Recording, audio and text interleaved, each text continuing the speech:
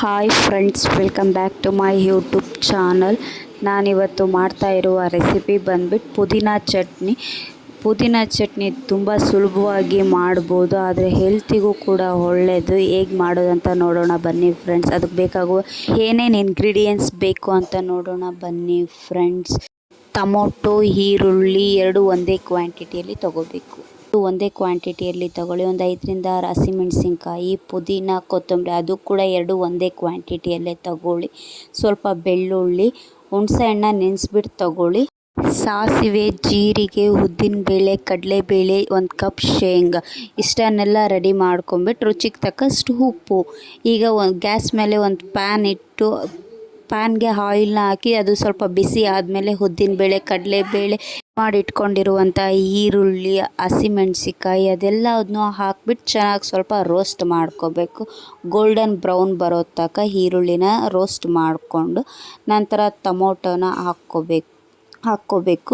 Tomato ಎಲ್ಲದನ್ನೂ ಹಾಕ್ಕೊಂಬಿಟ್ಟು ಚೆನ್ನಾಗಿ ಬೇಯಿಸ್ಕೋಬೇಕು. ಅದು ಬೇಯಿಸ್ಕೊಂಡ್ಮೇಲೆ ಬೆಳ್ಳುಳ್ಳಿ, ಶುಂಠಿ ಎರಡನ್ನೂ ಹಾಕ್ಬಿಟ್ಟು ಅದು ಚೆನ್ನಾಗಿ ಮಿಕ್ಸ್ ಮಾಡಿ ಅದನ್ನು ಕೂಡ ಬೇಯಿಸ್ಕೋಬೇಕು.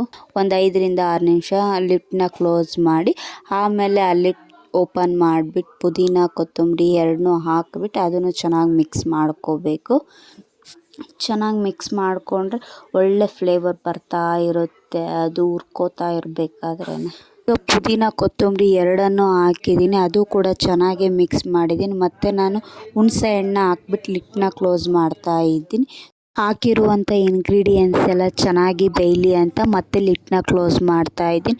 ಅದು ಒಂದು 2-3 ನಿಮಿಷ ಬೇಯಿಸ್ಬಿಟ್ಟು ಹಾಗೆ ಗ್ಯಾಸ್ನ ಆಫ್ ಮಾಡಿ ಅದನ್ನು ಆರೋದಕ್ಕೆ ಇಟ್ಟಿದ್ದೀನಿ. ಈ ಕಡೆ ಒಂದು ಪ್ಯಾನ್ಗೆ ಕಡಲೆ ಬೀಜ ತೊಗೊಂಡಿದ್ವಲ್ಲ ಅದನ್ನು ಲೈಟಾಗಿ ಬ್ಲ್ಯಾಕ್ ಕಲರ್ ಬರೋ ತನಕ ರೋಸ್ಟ್ ಮಾಡ್ಕೋತಾ ಇದ್ದೀನಿ. ನೋಡ್ತಾ ಇರ್ಬೋದು ನೀವು ಯಾವ ಥರ ರೋಸ್ಟ್ ಮಾಡ್ಕೋತಾ ಇದ್ದೀನಿ ಅಂತ. ಅದೆಲ್ಲ ರೋಸ್ಟ್ ಆದಮೇಲೆ ಒಂದು ಮಿಕ್ಸಿ ಜಾರ್ಗೆ ಹುರಿದಿಟ್ಕೊಂಡಿರುವಂಥ ಮೆಟೀರಿಯಲ್ ಪೂರ್ತಿ ಹಾಕ್ಕೊಂಡು ಶೇಂಗಾ ಬೀಜನೂ ಹಾಗೆ ಹಾಕ್ಕೋತಾ ಇದ್ದೀನಿ. ರುಚಿಗೆ ತಕ್ಕಷ್ಟು ಉಪ್ಪು ಹಾಕ್ಕೋತಾ ಇದ್ದೀನಿ. ಉಪ್ಪು ಹಾಕ್ಕೊಂಡು ಗ್ರೈಂಡ್ ಮಾಡಿಕೊಂಡು ನೀರು ಹಾಕದೇ ಇರೋ ಥರ ಗ್ರೈಂಡ್ ಮಾಡಿಕೊಂಡ್ರೆ 1 ವಾರ ಬೇಕಾದರೂ ಹಾಗೆ ಸ್ಟೋರ್ ಮಾಡ್ಕೋಬೋದು. ನೀರು ಹಾಕಿದ್ರೆ ಬೇಗ ಹಾಳಾಗುತ್ತೆ. ಅದಕ್ಕೆ ರುಬ್ಬಿಟ್ಕೊಂಡಿರೋದಕ್ಕೆ ಒಗ್ಗರಣೆ ಮಾಡ್ಕೊಳ್ಳೋದಕ್ಕೆ ಒಂದು ಪ್ಯಾನ್ಗೆ ಆಯಿಲ್ನ ಒಂದು 3ರಿಂದ 4 ಸ್ಪೂನ್ ಹಾಕಿಬಿಟ್ಟು ಆಯಿಲ್ ಬಿಸಿ ಆದಮೇಲೆ ಸಾಸಿವೆ, ಜೀರಿಗೆ, ಹಿಂಗನ್ನು ಹಾಕಿಬಿಟ್ಟು ಆಮೇಲೆ ಅದೆಲ್ಲ ಒಗ್ಗರಣೆ ಆದಮೇಲೆ ಪೇಸ್ಟ್ ಮಾಡಿ ಇಟ್ಕೊಂಡಿರೋದನ್ನ ಹಾಕ್ಬಿಟ್ಟು ಅದನ್ನು ಚೆನ್ನಾಗಿ ಕುದಿಸ್ಕೊತಾ ಇದ್ದೀನಿ. ನೋಡ್ತಾ ಇರ್ಬೋದು ನೀವು ಎಷ್ಟು ಆಯಿಲ್ ಬಿಡ್ತಾ ಇದೆ ಅಂತ. ಆ ಥರ ಕುದಿಸ್ಕೊಂಡ್ರೆ ತುಂಬ ದಿವಸ ಇಟ್ಕೋಬೋದು. ಈ ಚಟ್ನಿನ ರೊಟ್ಟಿ, ಚಪಾತಿ, ಬಿಸಿ ಅನ್ನಕ್ಕೆ ತುಪ್ಪ ಹಾಕ್ಕೊಂಡು ಈ ಚಟ್ನಿ ಹಾಕ್ಕೊಂಡು ತಿಂತಾಯಿದ್ರೆ ಸೂಪರ್ ಟೇಸ್ಟಿಯಾಗಿರುತ್ತೆ. ನೀವು ಒಂದ್ಸಲ ಈ ಚಟ್ನಿನ ಮಾಡಿ ಮನೆಯಲ್ಲಿ ಟೇಸ್ಟ್ ಮಾಡಿ ನೋಡಿ ಹೇಗೆ ಬಂತು ಅಂತ ನನಗೆ ಕಮೆಂಟ್ಸ್ ಬಾಕ್ಸಲ್ಲಿ ತಿಳಿಸಿ. ಪ್ಲೀಸ್ ನನ್ನ ಚಾನಲ್ನ ಎಲ್ಲರೂ ಸಬ್ಸ್ಕ್ರೈಬ್ ಮಾಡ್ಕೊಳ್ಳಿ.